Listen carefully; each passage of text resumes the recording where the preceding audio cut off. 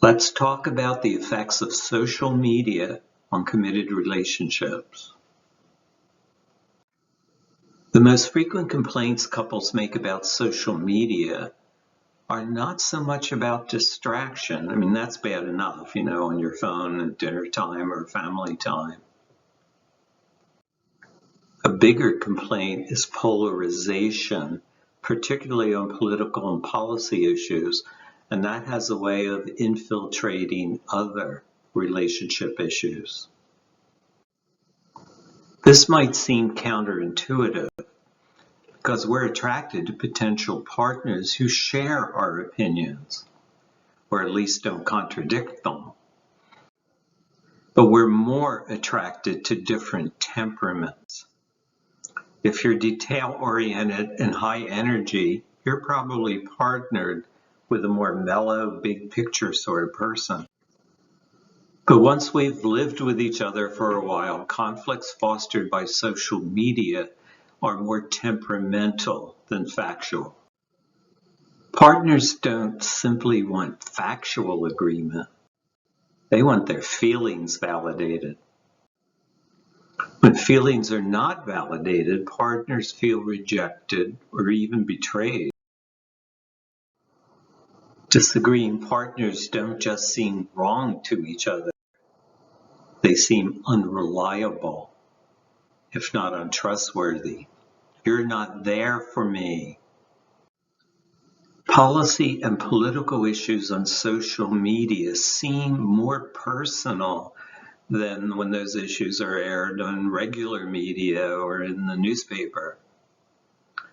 That's because on social media they're mixed with personal messages and highly personal information. So the personal part of your brain is processing political and social issues that appear in social media. There's also an assumption and bias gap. When partners have separate social media accounts, and they usually do, they'll likely consume different information fed to them by algorithms. The information you get on social media is determined by what you've clicked on before, and it's designed to keep you clicking, so you are likely to diverge in the kind of information you're getting. Even when the information is factually the same, it's based on assumptions embedded with different biases. And that's going to cause radically different interpretation of facts. How can he think that? Doesn't he understand the headlines? Why would she say that? Doesn't she know the facts? They grow more extreme in reaction to each other, focusing more on differences than similarities. Because negative feelings get priority processing in the brain, partners tend to focus on what they're against more than what they're for. Being against something produces anger and resentment. Being for something yields passion and conviction. When relationships are dominated by negative opinions and biases, they grow more superficial, devoid of emotional connection and any kind of fulfillment. For many couples, media shapes their relationships by strengthening their different negative biases and assumptions. And that has the effect of amplifying their differences and making them seem personally threatening. So how do we break this cycle? Focus less on opinions and more on deeper values. Partners tend to agree about values, things like freedom, fairness, compassion, and so on.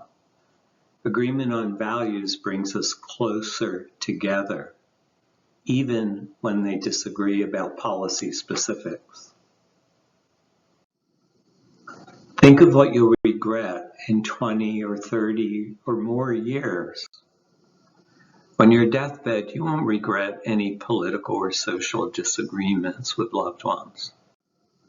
You'll regret not being as kind and compassionate to them as you might have been. Understand that your conflicts are about thoughts, not behavior. Your partner isn't hurting anyone. He or she simply has different abstract ideas about policy. Recognize that it's nearly impossible to feel lovable when you're resentful towards someone you love. And it's even more impossible to feel worthy of respect when disrespectful.